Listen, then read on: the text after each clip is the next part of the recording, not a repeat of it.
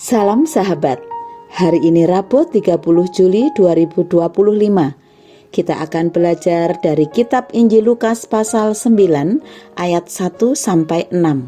Lukas pasal 9 ayat 1-6, demikianlah firman Tuhan. Maka Yesus memanggil ke-12 murid-Nya, lalu memberikan tenaga dan kuasa kepada mereka untuk menguasai setan-setan dan untuk menyembuhkan penyakit-penyakit.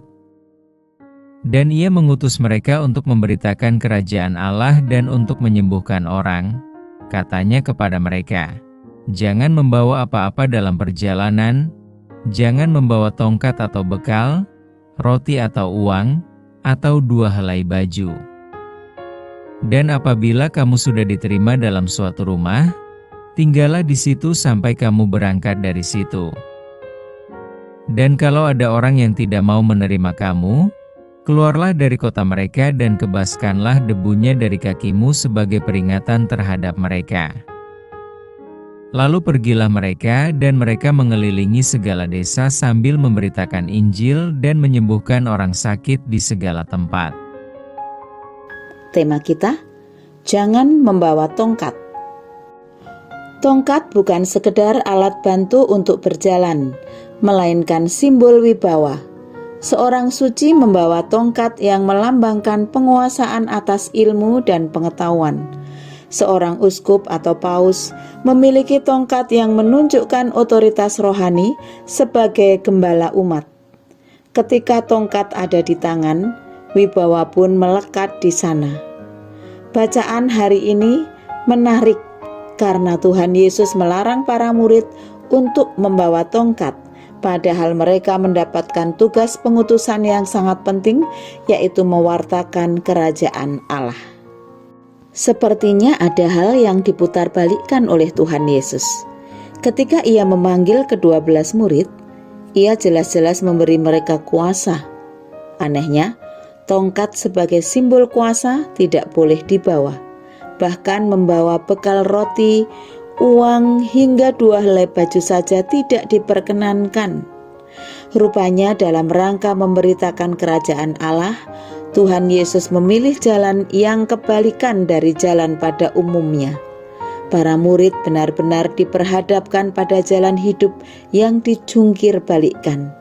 Kerajaan Allah mesti diwartakan dengan segala kerendah hatian, sebab kuasa yang disimbolkan dengan tongkat bisa melahirkan kesombongan tanpa batas, dan kepongahan tidak berlaku di dalam kerajaan Allah.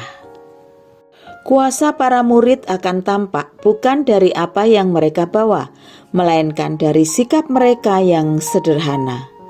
Dari kesederhanaan yang ditunjukkan dengan tiadanya pamor kekuasaan, para murid justru menjadi berwibawa. Saat mereka berserah diri, ada cahaya wibawa yang cemerlang, yang layak dipersembahkan kepada Tuhan Sang Pengutus. Dari sikap ini pula para murid bisa menguji bahwa kuasa yang dianugerahkan kepada mereka benar-benar bekerja secara efektif. Di berbagai tempat dimanapun mereka diterima, Injil diberitakan dan orang-orang sakit disembuhkan. Nyatalah, kesederhanaan dan kerendah hatian adalah jalan terbaik bagi pemberita Injil. Hendaklah kita menjaga sikap kita tetap sederhana dan makin rendah hati, supaya makin banyak orang mengalami kuasa ilahi. Mari kita berdoa. Terima kasih Bapa untuk firman-Mu pagi ini. Kami belajar bahwa kami harus sederhana dan rendah hati, sehingga kami mampu memberitakan kasih-Mu di tengah orang-orang yang sudah Engkau tempatkan di sekitar kami. Tolong kami untuk tetap sederhana, dan kami semakin diperkaya oleh firman Tuhan. Bapa, kami sambut hari ini di dalam nama Tuhan Yesus Kristus Juru Selamat kami. Amin.